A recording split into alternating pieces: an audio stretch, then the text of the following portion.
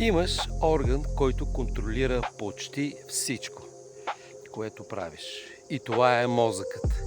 Мислиш, движиш се, говориш, запомняш, взимаш решение.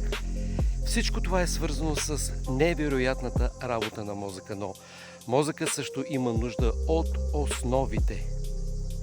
Качествен сън, движение, балансирано хранене, достатъчно течности и време за възстановяване. За мен грижата за тялото не е еднократно решение, тя е ежедневна дисциплина. Затова и продуктите на Aquasource са част от моята лична рутина, наред с храненето, движението и останалите здравословни навици. Защото не можеш да очакваш максимална производителност от тялото си, ако постоянно го поставяш на последно място.